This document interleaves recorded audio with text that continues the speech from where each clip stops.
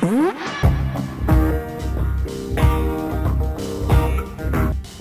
in 2012, we saw prototypes of 2 toys. One of them was not released until mid to late 2014. The other one, I don't think will ever be released at all. The figure that did get released is this guy right here, SH Figuarts Akaranger. The guy who didn't get released, this is my stand-in.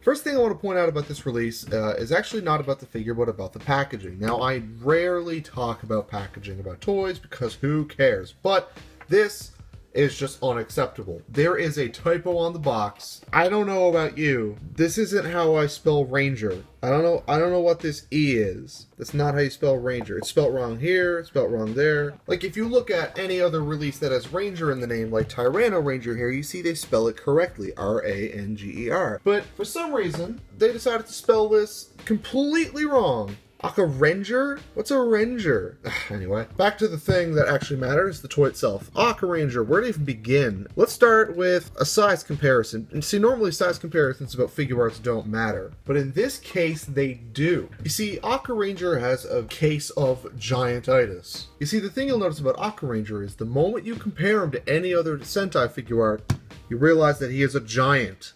He's huge! Look at this guy compared to Tyrannoranger here. He's just enormous. He towers over him. Now, is this a bad thing? It turns out it's actually not. I'll insert a picture I took previously right about here that shows that when you line up all of the Sentai Figuarts that, well, at least the ones that I have, Akaranger being big actually feels right. And honestly, I'm not too worked up over the size difference. Like, maybe if I was super into scale or whatever, I would care, but, you know, Akaranger feels right being big next to the other Sentai Figuarts. Now, if they keep this body up for Sun Vulcan, which is the next classic Sentai release, maybe we'll run into some trouble, because where Akaranger is larger than life, Sun Vulcan is boring and who cares? In my opinion, let's say. Let's talk about Akaranger. Let's stop talking about other dudes, talk about Akaranger. He's real cool. I have to get the nitpicks out of the way first and foremost. First, there's the size thing. That doesn't matter to me. Might matter to you. If that's a deal breaker, don't buy it and then go the rest of your life without an Akaranger. Whatever. Next nitpick I got is the cape. Fun thing I learned about this is that Akaranger without a cape looks really stupid. He just looks dumb. Cape is important. That said, the way they do the cape is this dumb peg thing, which first of all is, it's okay. But the cape is hard plastic.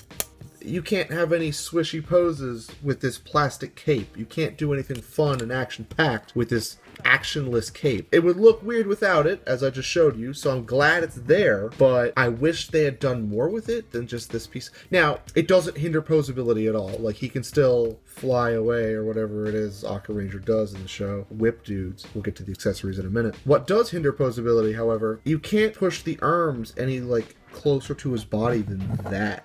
He's got to be like arms splayed out like a bozo at all times. I'm really not doing the poses here that matter, because who cares? But you know, he's a figure art. He does all the things you'd want him to do. His hips don't lie. He can do the splits. He can do all sorts of fun things. He can do all the Akaranger stuff. Take my word for it. I'm not going to show you in a video because who cares. I think sometimes the V on his chest can get in the way of the arm. In fact, that might be why his arm isn't bent in all the way. I'm not sure. I'm not an engineer. Akaranger comes with some stuff. Akaranger comes with this spiky ball, which is spiky. Staffy thing, which is, you know, a little bit shorter than his shoulders, and it's like a hard plastic staff. He comes with the thing all wrapped up. He comes with the extra belt with the rocket boosters, holster without the pistol in it, the pistol itself, and he also comes with a mountain of hands. Now, I'm not going to put any of these on and show you because, well, frankly, I don't want to. I mean, if you have poses of Akaranger in mind where you want him to be kicking the ball, which, by the way, is just a plastic ball, like there's not anything to it, or if you want him holding the gun, like, he can do it, trust me, it works. A bit of a bummer, the pistol's kind of bland, it's just the same color. The silver paint's nice, but, like, it's just all silver, it's just kind of flat looking, you know, just some wear and tear, you know, something. It's almost too clean. It's too clean. I haven't seen much of Go Ranger. I have watched a bit, but if I could describe Go Ranger as anything, it would not be clean.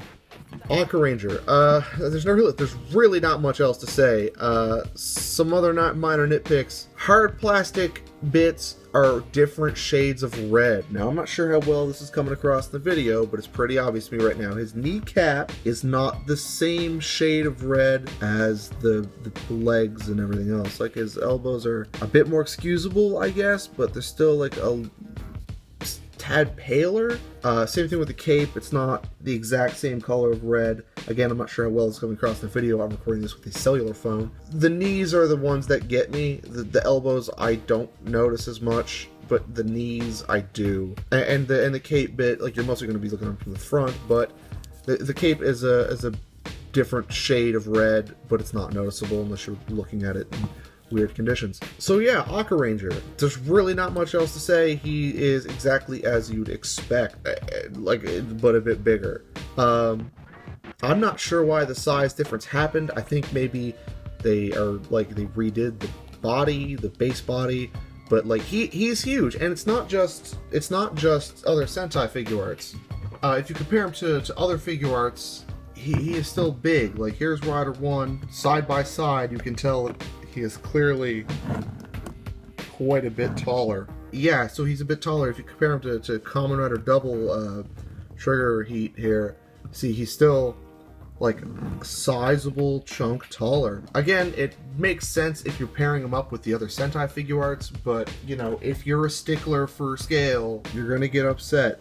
But if you don't overly care about the size, it's fine. It's not that big of a deal. Like, it's noticeably bigger, but like, it's whatever. Just wrap it up. I really wish there was more I could say about him. Like, he's not overly mind-blowing. Like, he's good. There's a base level of quality to the Figuarts line that you'd expect, and there's no major faults here except for the miscolored knees and the height, and maybe the hard plastic cape. He's fine. Like, he's good. He's perfectly acceptable. No disappointments here. Akaranger. Akaranger. If you want to be dumb and not know how to spell ranger.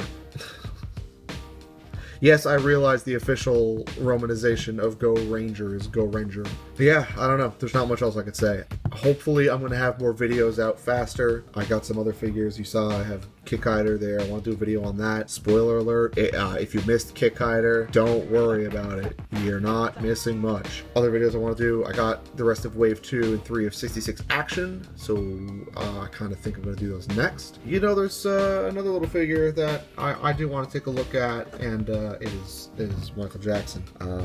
Spoiler alert. It's awesome. I don't know, I really like Michael Jackson, and well, let's just say he's well represented in Figuarts form. Anyway, this has been me. This has been a video. This has been Akaranger. It's gonna ranger kick you into oblivion.